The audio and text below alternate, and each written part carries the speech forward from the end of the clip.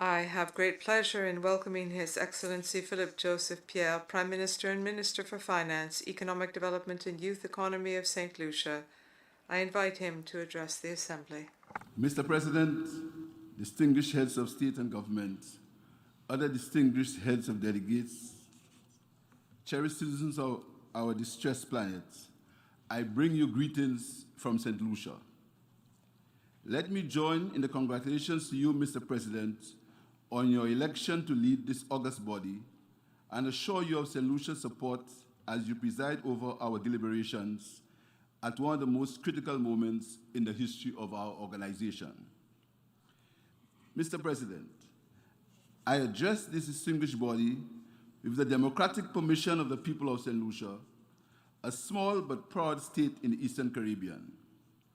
We insist, Mr. President, that our history and present circumstances place upon us the responsibility of serving as voices of redemption and hope at times of crisis. Mr. President, I agree with the theme under which the 77th session of the General Assembly is being conducted. A watershed moment, transformative solutions to interlocking challenges. Because given the morbid developments in the contemporary global political environment, it is responsible to conclude that we deviated to our detriment from the course that the framers of the UN Charter had set for us. It is for this reason that we have arrived at a watershed moment in our history. Mr. President, we have arrived at this watershed moment in history because we, the members of the United Nations, have not adhered to the rules and principles of the organization that we created 76 years ago. As a multilateral answer to mankind's propensity to use arms against his fellow man, instead of joining with him to turn them into tools for peace and development. We have arrived at this watershed moment because we have failed to adhere to the arrangements we have negotiated multilaterally to solve the problems that have confronted us, problems invariably of our own making. We have come to this watershed moment because small developing countries continue to suffer from inequitable world order in which the rich and powerful do not right the wrongs they commit against the weak. Mr. President, despite our small size, despite our deliberate desire to be a source of peace and friendship to all, despite our democratic traditions, and despite our earnest efforts to make the development of our people our primary objective, we find ourselves in a world stacked against us and frustrating our development at every turn.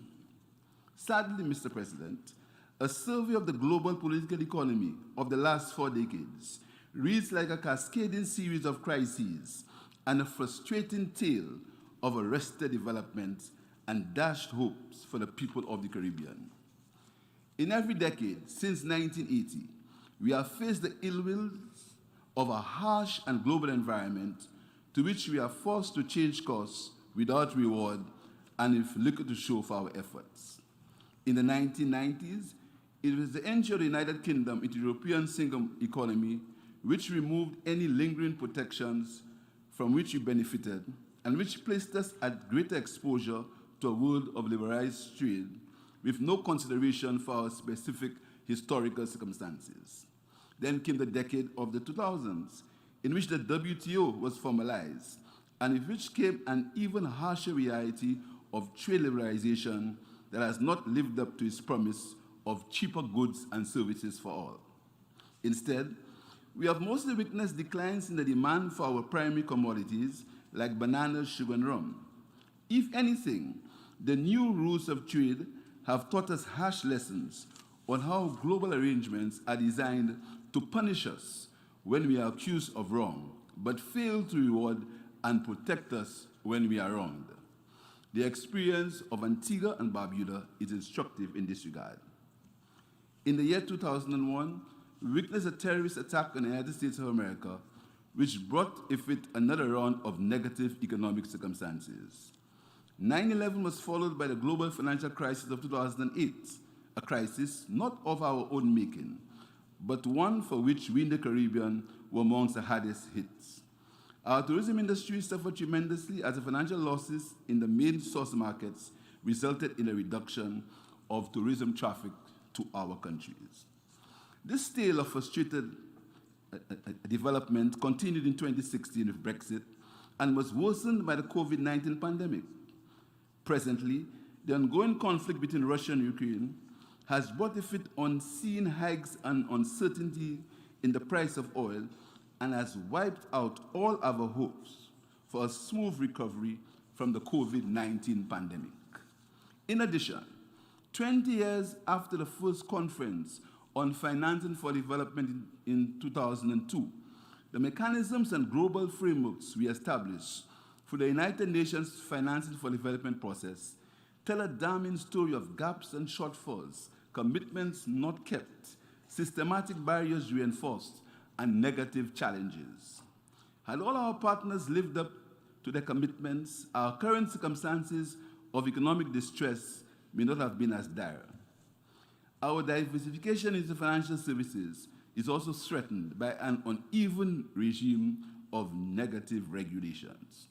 And overarching all of this are the continued challenges of climate change, with its fierce occurrences of floods, droughts, and hurricanes, adding yet more uncertainty to our economic projections and aspirations.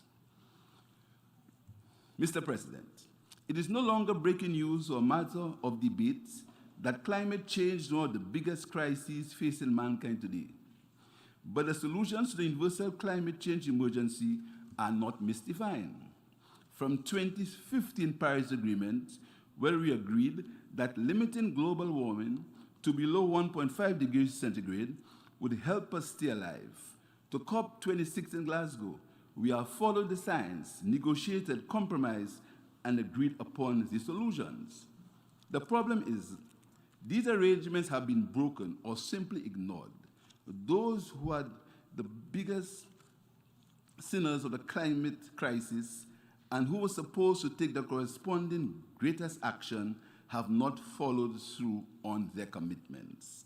The quantum of financing for climate justice needed for developing countries and agreed upon by developed countries has not materialized. Other issues of the Paris Rulebook are still to be implemented. The multilateral development financial institutions have yet to change their systems to make it easier for developing countries to access the financing required to adapt to climate change and build climate-resilient countries and economies. Mr. President, developing countries already saddled with debt must be given the means to be able to deal with climate change. We must act together to save our people and our planet. It is regrettable, therefore, that recent political differences between two of the biggest polluting countries have led to a halting of cooperation between them on climate issues. The future of our planet must never be held hostage to the politics of superpower rivalry.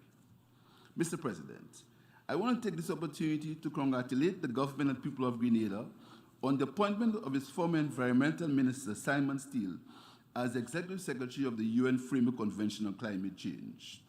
The appointment of someone from a small island state is hopefully a signal that the world is listening to the pleas of the most vulnerable for positive and urgent action in this climate crisis.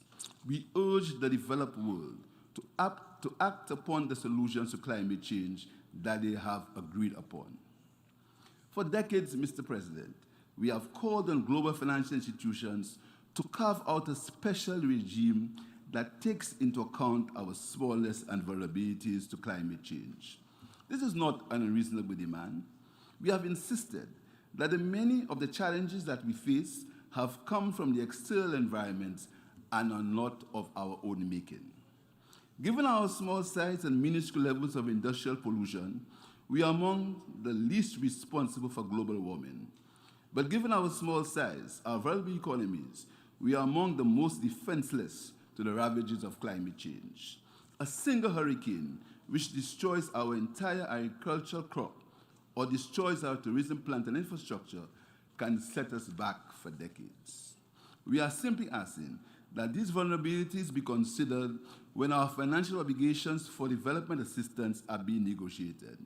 This will result in the mutual beneficial solution of ensuring that the wheels of the global economy keep on turning, while at the same time allowing us the breathing space to participate meaningfully with a renewed sense of faith in the legitimacy of the global financial system and its institutions.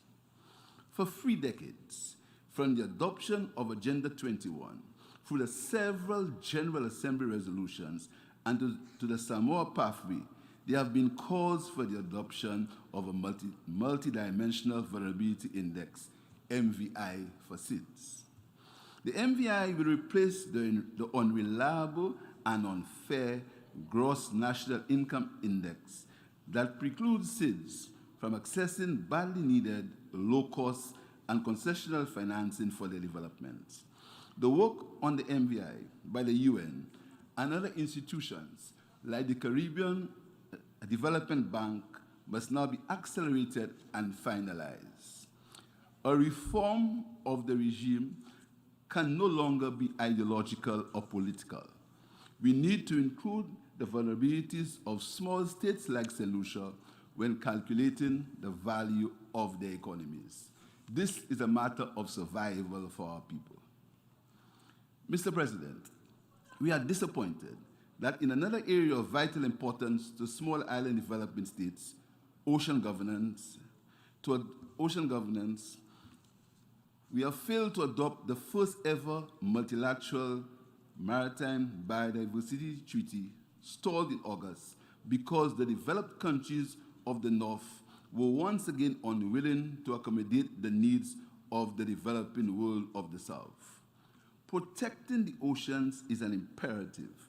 An agreement on the sharing and sustainable use of the marine resources that are beyond national jurisdiction is essential. Bearing in mind that these areas do not belong to one country, but are the heritage of all mankind, St. Lucia therefore calls for the urgent resumption of the 5th session of the Intergovernmental Conference on the Treaty so that its text can be finalized, taking into account the special circumstances of small island developing states. Article 2 and 23 of the UN Charter are unambiguous in binding member states to refrain from the threat or use of force against the territorial integrity or political independence of any states, and to negotiate and settle all international disputes by peaceful means. In the declaration of the commemoration of the 75th anniversary of the UN, heads of state and government reaffirmed these principles when they said, "We will promote peace and prevent conflict, will abide by international law and ensure justice." Mr. President, the war in Ukraine not only unleashed death and horrendous destruction, but has plunged the world into an economic crisis of runaway inflation, food shortages, and energy supplies, and worsened a global supply chain crisis that had been triggered by the COVID-19 pandemic. The world could have been spared this humanitarian and economic agony if once again countries and their leaders had respected and adhered to the principles of the Charter of the United Nations. We therefore call upon all parties involved to immediately end the conflict in Ukraine by undertaking immediate negotiations to permanently settle all disputes in accordance with the principles of the United Nations. The billions and billions of dollars being spent in Ukraine in wanton destruction and war could have transformed for the better the economies, the livelihoods, and the lives of millions and millions of people in the developing countries of the world, if spent on poverty reduction and economic transformation. It is from this perspective, Mr. President, that St. Lucia also laments the recent escalation of military tensions in the Taiwan Straits that threaten regional and international peace and security. And so St. Lucia calls upon those responsible to observe the UN rules on peaceful settlement of disputes and respect for the territorial integrity and political independence of all countries. The people of Taiwan have freely determined their political status and ought to be allowed to continue their chosen path to economic, social, and cultural development and to confirm their right to self-determination. St. Lucia calls for the meaningful participation of Taiwan in the organs and agencies of the United Nations. Further, in the interest of peace and stability in the contemporary global political environment, we continue to call for the reduction of tension and normalization of relations with our regional neighbors of Venezuela and Cuba. And in this regard, Mr. President, in keeping with the Charter of the United Nations on the people's right to self-determination and political independence, we once again call for the immediate removal of the inhumane economic embargo against Cuba. Given the devastating impacts of the sanctions on the Venezuelan people, coupled with the COVID-19 pandemic, and compounded by the expanding crisis of the world economy arising out of the war in Ukraine, let us also use this moment as a watershed for lifting the painful sanctions against the people of Venezuela. Let us work together, opening up a new period of prosperity for Latin America and the Caribbean. In that vein, St. Lucia wishes to raise its grave concern over the situation in Haiti. We will continue to engage with the rest of the CARICOM family and the global community to facilitate a process towards the normalization and ultimately the holding of free and fair and credible elections in Haiti. While St. Lucia and the rest of the Caribbean are not manufacturers of conventional weapons, our countries have been plagued by a proliferation of illegal small arms and light weapons, resulting in a surge in criminal activity and gun violence. St. Lucia has always been a strong advocate for the national frameworks such as the United Nations Programme of Action to prevent, combat, and eradicate the illicit trade in small arms and light weapons in all its aspects, and the Arms Trade Treaty, which are two examples of multilateral instruments aimed at mobilizing international cooperation to curb the illicit trade in conventional arms and ammunition. St. Lucia calls on all the major manufacturers, exporters, and importers of conventional weapons in our hemisphere to live up to their commitments under these instruments, to lend the necessary expertise and technical assistance, and cooperate in good faith to stem the tide of unregulated conventional arms and ammunition. Mr. President, in his report, Our Common Agenda on the Future of Global Cooperation, the UN Secretary General has proposed several significant initiatives with regard to the youth of the world. The report recommended more meaningful and effective engagement with the youth, including better political representations, transforming education, skills training, and lifelong learning, and it proposed the establishment of a United Nations Youth Office and the appointment of a special envoy for future generations. St. Lucia welcomes these recommendations and is encouraged by the adoption of the resolution to establish a youth office, as they are in keeping with our key priorities of my administration, which I highlighted in my inaugural address to this General Assembly, the creation of a youth economy. I said then that this novel youth economy, which will be formalized in a new government department under the purview of the Prime Minister, would be a catalyst for propelling our young people to turn their talents, skills, and hobbies into economic enterprises for their own empowerment. I'm therefore pleased to announce that legislation establishing our Youth Economy Agency has been passed and will be formally launched this year. As we call upon member states to support the UN Youth Office and Secretary Generals and the Secretary General's other proposals on the youth, we once again invite the international community to discuss and engage with St. Lucia on the mutually beneficial relationships and projects to promote the youth economy.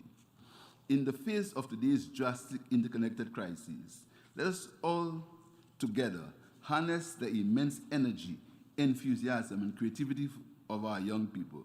Let us capitalize on their resourcefulness. Let us see them as assets and not as problems to be solved. Let us consider the aspirations for the future is theirs, not ours. Mr. President, in this watershed moment, as we have described it, of interlocking challenges, we must all accept the truth that it is the ordinary people of this world who matter, the youth in particular. It's about the people whom we serve, who made us their leaders. It is they, the people, who must come first in all that we do.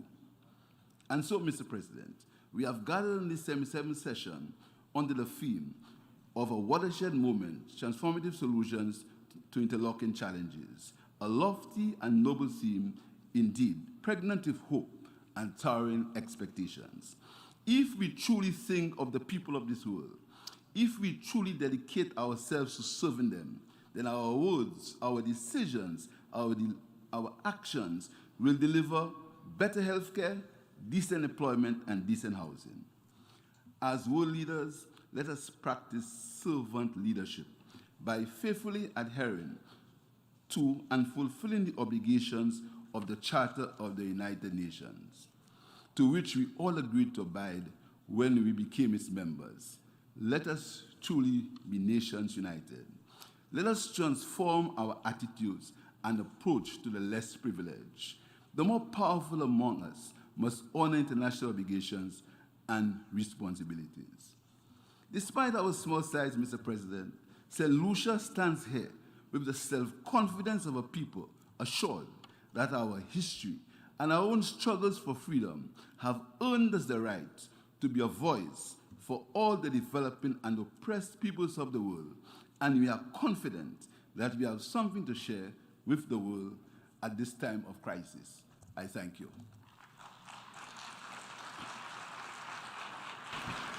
Au nom de l'Assemblée générale. On behalf of the Assembly, I wish to thank the Prime Minister and Minister for Finance, Economic Development and Youth Economy of St. Lucia for the statement just made, and I request protocol to escort His Excellency.